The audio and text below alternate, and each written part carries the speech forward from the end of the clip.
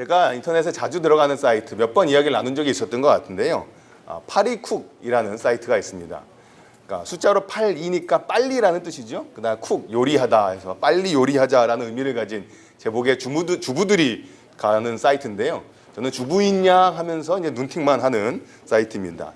명절이 되면 그 사이트에 가보면 시월드, 소위 시월드라는 표현들을 쓰는데요.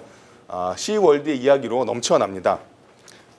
그런 시월드의 어려움이 일상인 한국 사람들에게는 사실 룻기의 이야기가 굉장히 비현실적으로 들리기도 합니다. 왜냐하면 시어머니와 시편과 며느리, 아가가 서로를 위하는 이야기이기 때문이지요. 근데 사실 이런 한국적 상황이 아니더라도 이 룻기는 이스라엘 사람들에게 굉장히 비상식적인 이야기처럼 들렸을 것입니다. 그들의 편견을 깨는 이야기였던 거죠. 왜냐하면 이방 여인이 다윗의 조상이 되는 이야기이니까요. 룻기는 그러한 이스라엘의 배타성에 도전하는 이야기입니다. 세습과 약간 관련이 있습니다만 하나님의 공동체는 같은 핏줄을 나눈 혈연 공동체가 아니라 같은 신앙을 가진 언약 공동체라는 사실을 저에게 알려주는 책이기도 합니다. 그런 룻기의 시작 부분을 잠깐 나누었으면 좋겠는데요. 이 룻기는 사사들이 치리하던 때라는 표현으로 시작합니다. 사사기의 내용을 룻기의 배경으로 생각하게 만들죠. 사사기하고 룻기에 가장 큰 차이점이 있다면 무엇일까요? 제가 오늘 몇 번 질문을 던질 것 같은데요. 사사기와 룻기에 가장 큰 차이점이 있다면 무엇일까요? 주인공의 성별인 것 같습니다. 사사기는 주로 남자들의 이야기였던 반면에 룻기는 여성들의 이야기입니다. 남자들의 주인공이었던 사사기는 굉장히 칠흑같이 어두운 밤 같습니다. 반면에 여성들이 주인공인 이 룻기는 그런 암흑 같은 밤 가운 속에 별처럼 빛나는 이야기입니다. 남자들이 통치자라고 하면서 신앙의 이름으로 자신의 욕망을 포장하면서 이 세상을 망가뜨리고 있었을 때에 하나님께서는 이스라엘의 새로운 역사를 과부와 이방 여인을 통해서 준비하고 계셨습니다. 그렇게 별과 같이 반짝이는 이야기이지요. 그런데 그 룻기의 이야기는 사실 그렇게 시작하지는 않습니다. 시작은 굉장히 암울합니다. 오늘 첫 번째는 내 잘못이 아니야입니다. 1절에서 저희는 그 땅에 흉년이 들었다는 말을 듣습니다. 흉년이 든 곳은 다름 아닌 그 땅입니다. 다짜고짜 그 땅이라고 말했을 때 사람들이 알아들으려면 이 땅은 바로 가나안 땅이었던 것이죠. 가나안 땅은 하나님의 축복을 누려야만 하는 그런 땅이었습니다. 그런데 그 축복의 땅에 흉년이 들었습니다. 역설을 넘어서 충격적인 사실입니다. 베들레헴이라는 지명 또한 역설적이죠. 베들레헴은 우리말로 풀면 밥집 정도가 됩니다. 근데 지금 젖과 꿀이 흘러야 되는 약속의 땅에 흉년이 들었고 밥집에 밥이 없습니다. 그러니 이 밥집 출신의 한 사람이 아내와 두 아들을 데리고 모압 지방으로 임시로 살려고 갑니다. 근데 그 사람의 이름이 엘리멜렉이었습니다. 뜻은 나의 하나님은 왕이시다입니다. 그의 아내의 이름은 나오미였습니다. 뜻은 기쁨입니다. 자신의 하나님이 왕이라고 고백하는 이름, 즐거움이라는 뜻을 가진 이름, 이런 이름을 가진 사람들의 경험치고는 너무나 현실은 딴판이었습니다. 아들들의 이름은 사실 더 가관이라고도 말할 수 있는데요. 말론이라는 뜻은 병약, 기련이라는 이름은 허약 정도로 번역할 수 있을 만한 이름입니다. 병약과 허약이 아이들의 이름이었습니다. 이 사람들이 모압 지방으로 들어갑니다. 그리고 그곳에서 삽니다. 기근을 피한 것 같습니다. 좀 살만하게 됐을까요? 상황은 더 악화됩니다. 나오미의 남편 엘리멜렉이 죽습니다. 한 가족이 몰락하고 있습니다. 기쁨의 남편인 하나님은 나의 왕이시다가 죽었습니다. 이제 기쁨은 병약과 허약과 함께 남겨졌습니다. 그래도 4절쯤 되면 뭔가 새로운 일이 시작되는 것 같습니다. 남겨진 두 아들이 결혼을 합니다. 결혼은 새로운 일의 시작처럼 느껴집니다. 이 절망 속에서 그래도 뭔가 희망을 찾아보려는 몸부림 같습니다. 아들들의 결혼은 어쩌면 이렇게 몰락해져가는 집안을 다시 일으키는 과정일 수 있을 것 같습니다. 아내들은 모압 여인이었습니다. 오르바와 룻이었습니다. 결혼을 하고 한 10년쯤 모압에 거주를 합니다. 어느 정도 삶이 안정되는 것 같습니다. 10년쯤 두 아들이 결혼하고 살아가니까요. 그래도 삶이 안정되는 것은 아닌가 싶습니다. 하지만 일상은 그렇게 호락호락하지 않았습니다. 말년과 기련 둘 모두 죽습니다. 이제 나오미는 남편뿐만 아니라 모두를 잃습니다. 그래서 3절이나 5절 뒤를 보시면 둘 다 그녀가 남겨졌다라고 끝나고 있습니다. 이 가족은 왜 이렇게 모압 땅에서 몰락하게 되었을까요? 이 질문에 관해서 이렇게 대답하는 경우들이 있습니다. 흉년을 맞았을 때 다른 곳을 이주하지 말고 그래도 끝까지 믿음을 지켜서 그 약속의 땅에 머물러야 했었다. 그 약속의 땅에 머물지 못하고 모압으로 내려가 버린 것이 그들의 잘못이었고 그 잘못에 대한 심판으로 이러한 죽음이 이어지고 있다라고 설명하는 경우가 있습니다. 하지만 저는 이 1절부터 5절까지 읽으면서 그러한 죄에 대한 심판이 잘 보이는 것 같지는 않습니다. 저는 1절부터 5절에서 이 가족이 겪은 일들은 그들의 죄악이나 잘못에 대한 심판이 아니라 저희들이 살아가면서 겪게 되는 인간 삶의 처절한 현실이라고 생각합니다. 누구의 잘못 때문에 어려움을 당하는 것이 아니라 이런 어려움이 우리가 이유도 알지 못하는 채 덮치는 것이 사실 저희들의 삶의 현실인 것이지요. 이유를 알지 못합니다. 그리고 그 이유를 끝내 알지도 못하는 것 같습니다. 그런 어려움을 저희는 당하고 삽니다. 그것이 우리 삶의 자연스러운 형편입니다. 약속의 땅에 살아간다고 하지만 흉년을 경험하고 밥집에 산다고 하지만 밥을 항상 먹지는 못하는 것이 저희들의 모습이지요. 모압 땅에 내려간 것도 마찬가지인 것 같습니다. 저는 어찌할 수 없는 상황에서 살 길을 찾아 나서야만 했던 한 가족의 처절한 몸부림이었다고 생각합니다. 모압에 내려간 것이 죄가 아니라면 엘리멜렉이 죽은 것도 저는 죄의 심판이라고 생각하지 않습니다. 그의 죽음은 그저 우리에게 어려움이 한 번 오고 끝나는 것이 아니라 이제는 어려움의 바닥을 본 것 같은데 아직도 내려갈 것이 남아있는 우리의 모습을 그려주고 있지요. 약속의 땅에 어떻게 흉년이 들 수 있었을까 낙담하면서 남들이 삐딱하게 보는 모압 지방이라서라도 먹고 살아보려고 이주해 갔는데 가장이 죽어버렸습니다. 이 어려움이 이것이면 끝이리라 생각했는데 더 깊은 어려움이 있는 것이죠. 남은 가족들은 그래도 삶을 이어가야만 했습니다. 결혼을 하면서 가정은 조금 더 안정되고 새로운 미래를 생각해 볼 수 있게 된 것 같습니다. 말씀드렸던 것처럼 10년의 세월이 흐릅니다. 약간의 희망의 조짐이 보였을지 모르겠습니다. 그렇지만 그 희망의 싹도 5절에서 두 아들이 죽으면서 완전히 무너지고 맙니다. 아들들의 죽음은 심판이었을까요? 그랬더라면 본문이 조금 더 명확하게 이야기해 줬지 않았을까 싶습니다. 저는 이 아버지의 죽음, 아들의 죽음을 읽으며 그것을 기계적인 인과응보로 읽는 것은 우리들의 삶에 대해서 너무나 단순한 이해 같아 보였습니다. 저희들의 삶은 죄와 심판이라는 기계적인 인과응보로만 이어져 있지 않습니다. 우리들이 겪게 되는 삶의 공경을 그냥 무조건 자동적으로 죄에 대한 심판으로 여기는 것은 우리의 삶이 얼마나 복잡하고 우리의 삶이 얼마나 신비로운지를 간과하는 것 같습니다. 1절부터 5절을 읽을 때 이들이 겪었던 어려움이 죄의 심판이라고 생각하지 않을 때 저희는 이 룻기의 1절부터 5절에서 우리들의 삶의 반영을 보기 시작합니다. 이유를 알지 못하는 채 끝을 알 수 없는 공경에 빠지는 우리들의 삶의 현실이 룻기 1장 1절에서 5절의 모습입니다. 성실히 큰 잘못 없이 사는 것 같은데 절망의 낭떠러지를 만나는 우리의 일상을 상기시킵니다. 이유 없이 공경에 처하고 절망할 때가 있습니다.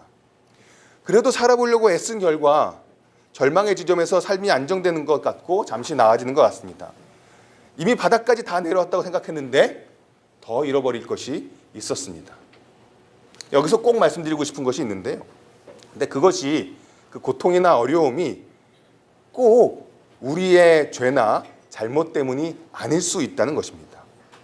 우리가 겪는 공경과 험난한 시절은 우리의 잘못의 결과가 아닐 수 있습니다. 그냥 이유는 잘 모르겠지만 그냥 우리의 삶이 그런 모습인 것이지요. 그래서 혹시라도 저희가 살아가면서 알게 모르게 저희가 시달려온 죄책감 같은 것이 있다면 저희가 조금은 벗을 수 있기를 소원해 봅니다. 굿 윌 헌팅이라는 영화를 보신 적 있으신가요? 제가 설교나 강의 때 예화를 들려고 영화나 무슨 드라마 얘기를 해보면 저만 아는 경우가 많아요. 그래서 제가 TV나 인터넷이나 영화를 제일 많이 보는 사람이구나 라는 자괴감에 빠질 때가 있는데요. 굿 윌 헌팅이라는 영화를 보시면 맷 데이먼이라는 사람의 그렇죠, 유명한 배우죠. 앳된 모습을 볼 수가 있습니다. 그 영화에서 맷 데이먼은 그러니까 윌이라는 청년으로 등장하는데요. 이 윌이라는 청년은 굉장히 어렵고 힘든 시절을 경험하면서 자라왔습니다. 어렸을 때 아니죠, 뭐 소년 시절에 아버지로부터 이유를 알 수 없는 매타작을 받으며 자랐고요. 고아의 삶을 살아야만 했습니다. 싸움에 말려들었던 적도 있었고 그 덕분에 옥살이도 경험합니다. 그러다 보니까 겉으로 사귀는 친구들은 있지만 그 내면은 너무나 깊은 외로움에 젖어 있습니다. 그리고 그런 경험들은 이 사람을 겉으로는 센 척하지만 속으로는 자신감 없는 사람으로 만들어 버립니다. 그래서 관계 가운데 거절의 두려움 때문에 다른 사람이 자기를 먼저 버리기 전에 자기가 관계를 먼저 끊어버리는 사람이 되어버립니다. 겉으로 대놓고 말하진 않지만 자기 스스로를 싫어하고 뭔가 자기 주변의 일이 잘못되어지게 되면 모두가 자기 때문이라고 여기는 사람이 되어버리고 맙니다.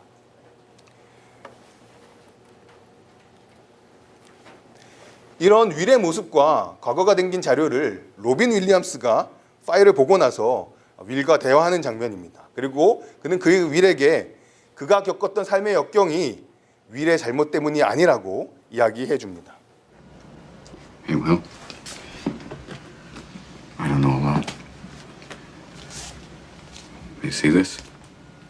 All this shit.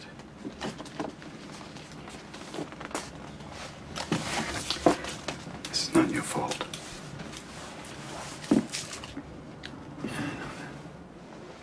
Look at me, son. It's not your fault. I know. It's not your fault.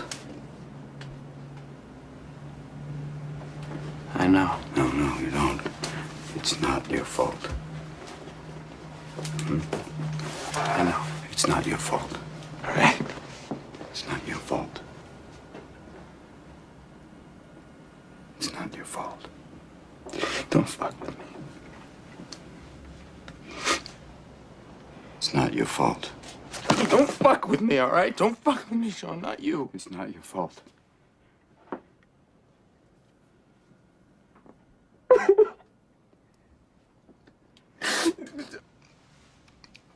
It's not your fault.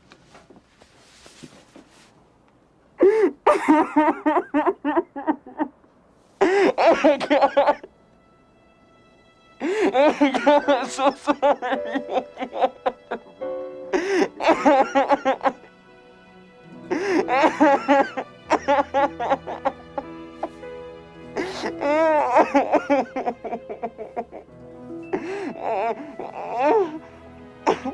Fuck them, okay? 네, It's not your fault. 내 잘못이 아니야. 우리 삶은 우리 잘못과 관계없는 공경으로 우리에게 다가오기도 합니다. 오늘 두 번째는 헤어져야 하는 이유입니다. 이야기에 처음에 등장했던 모든 남자들이 죽은 후에 여자들만 남습니다. 사실 당시는 모든 경제 생활을 거의 남자들이 하고 남자들에게 의존하고 있기 때문에 이 남성들의 죽음은 그들에게 굉장히 치명적이었을 것입니다. 그런데 흥미롭게도 이 남자들의 죽음이 이야기에 큰 전환을 가져옵니다. 남자들이 죽자 살아남아 있었던 여성들이 이제 이야기의 주인공이 됩니다. 절망의 자리에 무너져 있지 않은 채로 이제 여성들이 일어섭니다. 여호와께서 자기 백성을 돌아보시던 소식을 들었기 때문입니다. 이제 나오미는 그동안 거하던 곳에서 그녀의 며느리들과 함께 나옵니다. 그리고 이제 여자 셋이서 유다 땅으로 돌아가는 길을 걷기 시작합니다. 길을 걷다가 나오미가 며느리들에게 말합니다. 너희는 각자 너희의 어머니의 집으로 돌아가라. 그리고 이렇게 말합니다. 여호와께서 너희에게 허락하사 각기 남편의 집에서 위로를 받게 하시기를 원하노라. 어머니의 집으로 돌아가서 남편의 집에서 위로를 받는다는 것은 어떤 의미일까요? 어머니 집이라는 표현이 나오는 것을 살펴보면 이것이 결혼과 관계에 있구나라는 것을 알 수 있습니다. 남편의 집에서 위로를 받기를 원한다고 되어 있는데 여기 위로라는 것은 단순히 슬픈 마음이 덜어진다 정도보다 더 큰 의미를 갖고 있습니다. 여기 위로라고 번역된 단어는 안정이라고도 번역할 수 있습니다. 방황과 반대말인 것이죠. 지금 나오미는 며느리들에게 단순히 그냥 고향으로 돌아가라 정도가 아니라 고향으로 돌아가서 하나님의 은총으로 말미암아 새로운 남편을 만나 가정을 이루어서 그 삶이 안정되었으면 좋겠다라고 이야기하는 것입니다. 그래서 주목할 것은 이들의 삶의 안정이 어디서 오냐입니다. 나오미는 그들의 삶의 안정이 남편의 집으로부터 그 남편의 집을 통해서 이루어진다고 생각하고 있습니다. 물론 당시 문화에서는 가장 자연스러운 생각일 수 있겠습니다만 11절부터 13절이나 나중에 20절에서 21절에 나오는 나오미의 말을 잘 읽어보게 되면 나오미는 이 당시의 문화의 생각보다도 훨씬 더 강하게 자기의 존재 이유나 가치나 희망을 남편과 아들과 결부시켜서 생각하는 것을 볼 수 있습니다. 베들레헴에서 하나님이 양식을 주셨다는 소문을 듣고 돌아오는 길입니다. 그런데 아무리 하나님께서 주시는 양식이 있다 하더라도 남편이나 아들이 없는 삶은 의미 없는 삶이라고 생각하는 듯 싶습니다. 그녀의 첫 번째 설득은 실패합니다. 이 말을 듣고 두 며느리가 소리를 높여 울었지만 결코 돌아가지 않겠다고 이야기합니다. 나오미는 남편의 집이 남자와 함께 할 때만 여자들에게 삶의 안정과 의미가 있을 것이라고 생각했지만 두 며느리는 지금 나오미의 존재면 충분하다고 이야기하고 있습니다. 첫 번째 설득에 실패하자 나오미는 두 번째 대화를 시도합니다.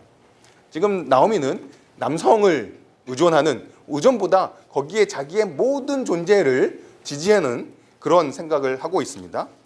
그래서 그러한 생각 속에서 나오미는 이 며느리들이 돌아가야 되는 이유를 여러 단계를 가지고 설명하고 있습니다. 11절 이하에 나오는 두 번째 대화를 보시면 자주 반복되는 단어가 있습니다. 그것은 다름 아닌 남편 그리고 아들입니다.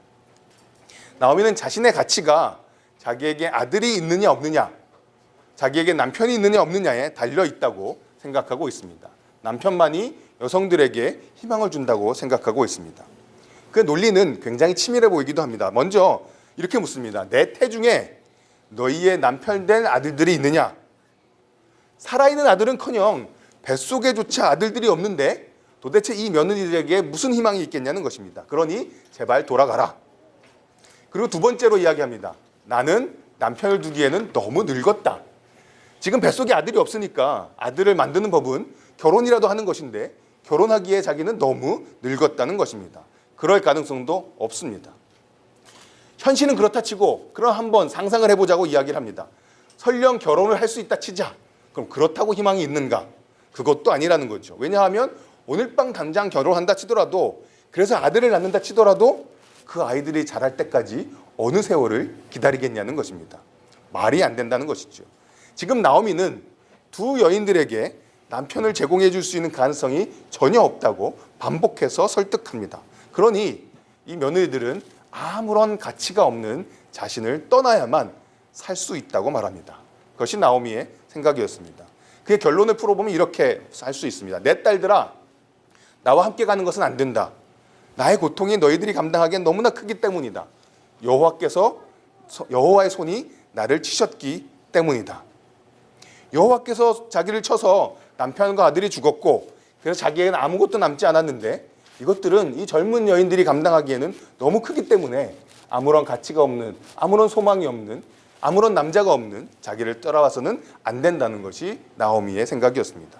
이 말을 듣자 두 며느리는 다시 크게 웁니다. 그리고 첫 번째 며느리가 현실적인 하지만 굉장히 이성적인 판단을 합니다. 오르바는 돌아갑니다. 오르바가 돌아간 이유는 나오미의 절망의 이유와 같았습니다. 아무리 생각해봐도 나오미 주변에 자기에게 삶의 안정을 줄 만한 남자는 보이지 않았던 것입니다. 룻은 근데 달랐습니다. 여기서 나오미 오르바를 욕하기에는, 오르바를 탓하기에는 현실이 너무나 냉혹합니다. 어쩌면 오르바는 가장 정상적인 판단을 했을지도 모르겠습니다. 하지만 룻의 판단은 그 이상이었던 것이죠. 룻은 나오미를 붙쫓았습니다. 여기 붙쫓았다는 단어는 굉장히 강렬한 단어인데요.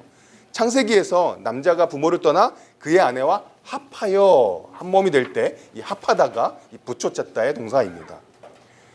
여호와께 연합하여 떠나지 아니하고 라는 표현에서 연합하다가 여기 나와 있는 붙쫓았다인 단어입니다. 그러니까 단순히 따라가는 정도가 아니라 매우 강력하게 딱 결합하는 것을 의미합니다. 세 번역은 룻은 오히려 시어머니 곁에 더 달라붙었다 라고까지 번역을 했습니다.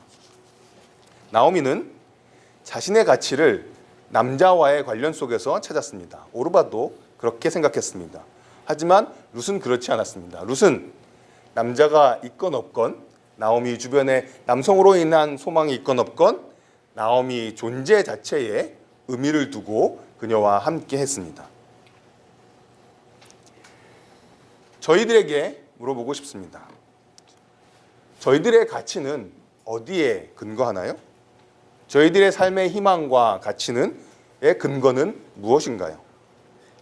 나오미는 남편이나 아들이 없으면 자신의 삶에 아무런 희망이 없다고 생각했습니다. 물론 제게 아내가 없으면 아무런 희망이 없겠지요. 저희가 하지만 절망하는 것은 무엇이 없어서입니까? 만일 저희가 한순간만이라도 희망이 없다라는 생각이 들었더라면 그때 그 이유는 무엇이었던 것인가요?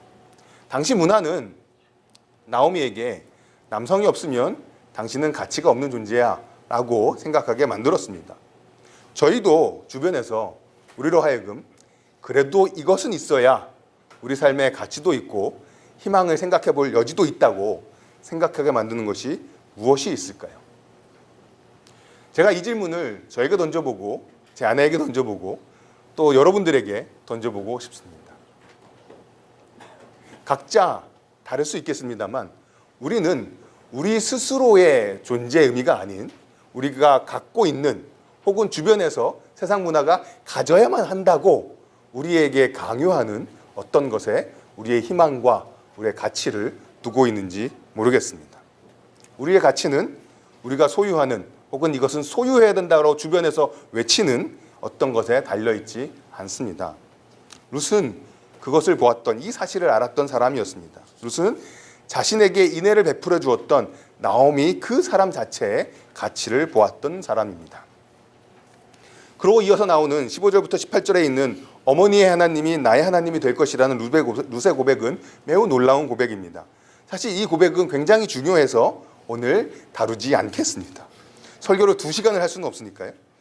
대신에 한 주석가의 이 고백에 관한 설명은 잠깐 짚고 가고 싶습니다. 왜냐하면 이 룻의 헌신이 가끔은 오용되기가 쉽기 때문입니다. 좀 길고 딱딱한 말이지만 그냥 한 가지 저희가 짚어만 보고 가도록 하겠습니다. 한 주석가의 설명입니다. 룻이 자신의 시모에게 한 말을 모든 여성들을 향해서도 본이 될 귀감으로 일반화시키지 않도록 조심해야 한다. 현대 문화는 시모와 자부 사이의 관계에 대해 다양한 견해를 가지고 있다. 어떤 경우에는 자부는 자기 남편의 부모들, 특히 시모의 사실상 종이 되기도 한다. 그러한 정황에서 자부가 겪는 여러 형태의 억압과 속박에 관한 이야기는 무수하다.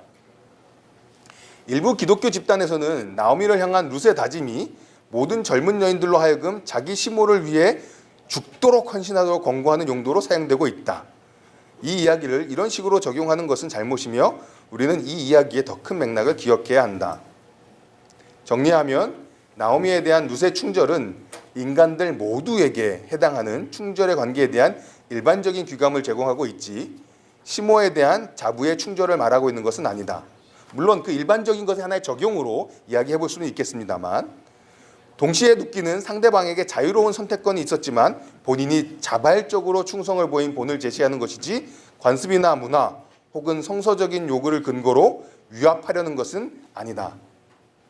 여인들로 하여금 각자의 필요를 희생하면서까지 타인을 섬겨야 한다고 권면한다고 해석하는 것은 일부 아시아 문화권에서는 특히 위험하다.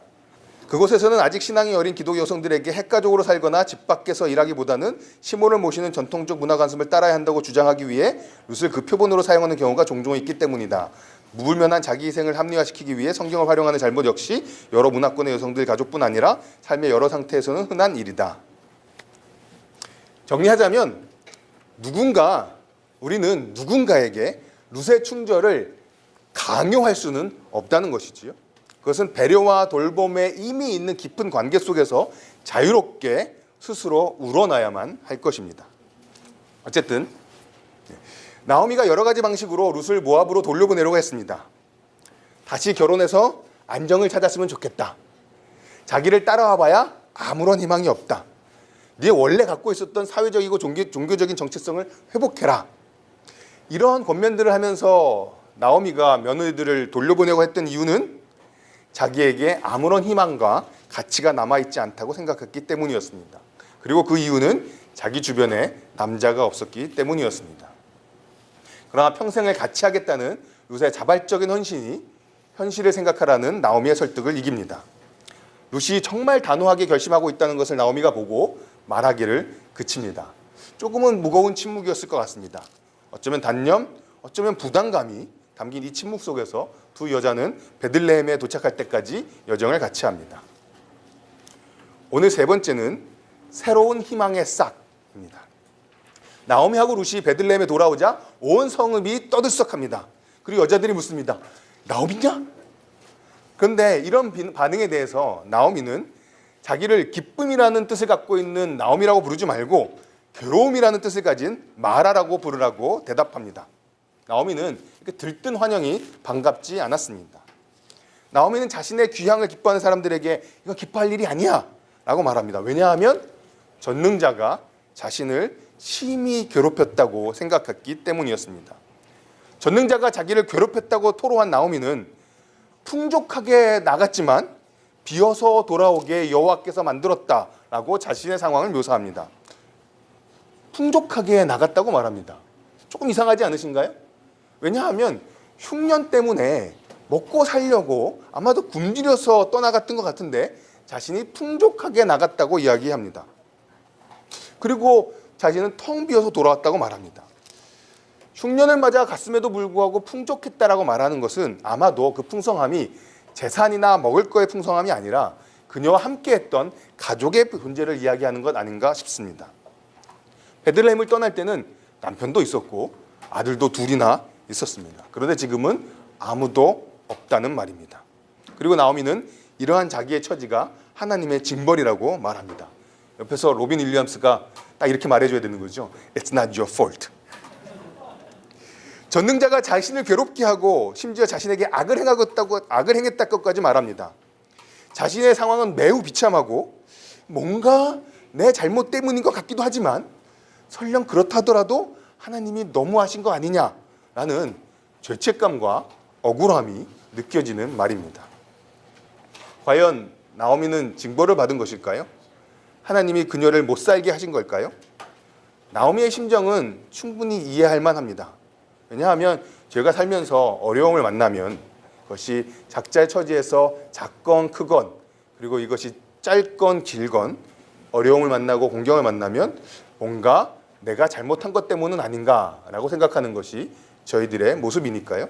그리고 그 잘못 때문에 이렇게 된 것은 아닌가, 내 잘못 때문에 일이 망가진 것은 아닌가 괴로워하다가도 또 아무리 생각해도 내 잘못 때문은 아닌 것 같은데 라는 생각이 들면 하나님을 원망하기도 하는 것이 저희들의 자연스러운 반응입니다.